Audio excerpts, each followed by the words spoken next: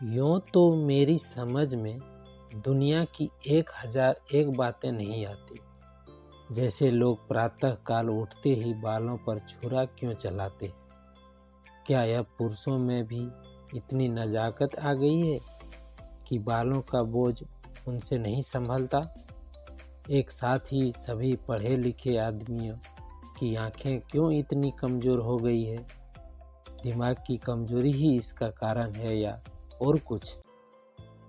लोग किताबों के पीछे क्यों इतने हैरान होते हैं? इत्यादि।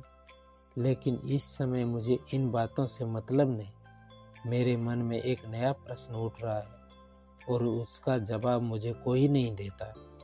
प्रश्न यह है कि सभ्य कौन है और असभ्य कौन है? सभ्यता के लक्षण क्या हैं? सरसरी नज़र से देखिए तो इसके ज़्यादा आसान और कोई सवाल ही न होगा। बच्चा बच्चा इसका समाधान कर सकता है। लेकिन जरा गौर से देखिए तो प्रश्न इतना आसान नहीं जान पड़ता। अगर कोट पतलून पहनना, टाई हैट कॉलर लगाना, मेज पर बैठकर खाना खाना, दिन में 13 बार कोको या चाय पीना और सिगार पीते हुए चलना सभ्यता है, तो उन गोरों को भी सभ्य कहना पड़ेगा जो सड़क पर बैठकर शाम को कभी कभी टहलते नजर आते हैं। शराब के नशे से आंखें सुर्ख, पैर लड़खड़ाते हुए रास्ता चलने वालों को अनायास छेड़ने की धूम, क्या उन गोरों को भी सभ्य कहा जा सकता है? कभी नहीं। तो यह सिद्ध हुआ कि सभ्यता कोई और ही चीज है। उसका देह से इतना संबंध नहीं है जितना मन से। मेरे इने गिने मित्रों में एक राय रतन किशोर भी हैं। आप बहुत ही सदस्य, बहुत ही उदार, बहुत शिक्षित और एक बड़े ओहेदार हैं। बहुत अच्छा वेतन पाने पर भी उनकी आमदनी खर्च के लिए काफ़ी नहीं होती। 1/4 वेतन तो बंगले ही की भेंट हो जाती है। इसलिए आप बहुधा चिंतित रहते हैं। रिश्वत तो नहीं लेते? कम से कम मैं नहीं जानता। हालांकि कहने वाले कहते हैं, लेकिन इतना जानता हूं कि वह भत्ता बढ़ाने के लिए दौरे पर बहुत रहते हैं। यहाँ तक कि इसके लिए हर साल बजट की किसी दूसरे मद से रुपये निकालना पड़ते हैं। उनके अफसर कहते हैं, इतने दौरे क्यों करते हो? तो जवाब देते हैं, इस जिले का काम ही ऐसा है कि जब तक खूब दौरे न किए जाएं, रियाजा शांत नहीं रह सकती। लेकिन मज़ा तो यह कि राय साहब उतने दौरे वास्तव में नहीं करते जितने कि अपने रोज नामचे में लिखते हैं। उनके पड़ाव शहर से 50 मील पर होते हैं।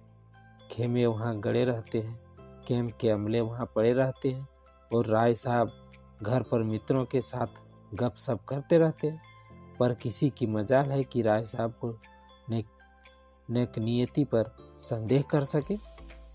उनके सभ्य पुरुष होने में किसी को शंका नहीं हो सकती। एक दिन मैं उनसे मिलने गया। उस समय वह अपने घसियारे दमड़ी को डांट रहे थे। दमड़ी दिन रात का नौकर था, लेकिन वह रोटी खाने जाया करता था। उसका घर थोड़ी ही दूर पर एक गांव में था। कल रात को किसी कारण से यहाँ न आ सका, इसलिए डांट पड़ रही थी। राय साहब, जब हम तुम्हें रात दिन के लिए रखे हुए हैं तो तुम घर पर क्यों रहे? कल के पैसे कट जाएंगे। दमड़ी, हुजूर, एक मेहमान आ गए थे, इसी से न आ सका। राय साहब, तो कल के पैसे उसी मेहमान से ले लो। दमड़ी, सरकार, अब कभी ऐसी खता न होगी। राय साहब, बक बक मत करो। दमड़ी, हुजूर। राय साहब, 2 रुपये जुर्माना। दमड़ी रोता चला गया। रोजा बक्साने आया था, नमाज गले पड़ गई, 2 रुपये जुर्माना ठोक गया। खता यही थी कि बेचारा कसूर माफ करना चाहता था। यह एक रात की गैरहाजिरी होने की सजा थी। बेचारा दिन भर का काम कर चुका था, रात को यहाँ सोया न था, उसका दंड। और घर बैठे भत्ते उड़ाने वाले को कोई नहीं पूछता, कोई दंड नहीं देता। दंड तो मिले और ऐसा मिले कि जिंदगी भर याद रहे, पर पकड़ना तो मुश्किल है। दमड़ी भी अगर होशियार होता तो जरा रात रहे आकर कोठरी में सो जाता, फिर किसे खबर होती कि वह रात को कहाँ रहा। पर गरीब इतना चंट न था। दमड़ी के पास कुल 6 बिस्वे जमीन थे, पर इतने ही प्राणियों का खर्च भी था। उसके 2 लड़के 2 लड़कियां और स्त्री सब खेती में लगे रहते थे, फिर भी पेट की रोटियां नहीं मैसर होती थी। इतनी जमीन की क्या सोना उगल देती। अगर सब के सब घर से निकल मजदूरी करने लगते तो आराम से रह सकते थे, लेकिन मोरूसी किसान मजदूर कहलाने का अपमान न सह सकता था। इस बदनामी से बचने के लिए 2 बैल बांध रखे थे। उसके वेतन का बड़ा भाग बैलों के दारे चाने में ही उड़ जाता था। ये सारी तकलीफें मंजूर थी, पर खेती छोड़कर मजदूर बनना मंजूर नहीं था। किसान की जो प्रतिष्ठा है वह कहीं मजदूर की हो सकती है, चाहे वह रुपया रोज ही क्यों न कमाए। किसानी के साथ मजदूरी करना इतने अपमान की बात नहीं। द्वार पर बंधे हुए बैल उसकी मान रक्षा किया करते हैं, पर बैलों को बेचकर फिर कहाँ मुंह दिखलाने की जगह रह सकती। एक दिन राय साहब उसे सर्दी से कांपते देखकर बोले, कपड़े क्यों नहीं बनवाता? कांप क्यों रहे हो?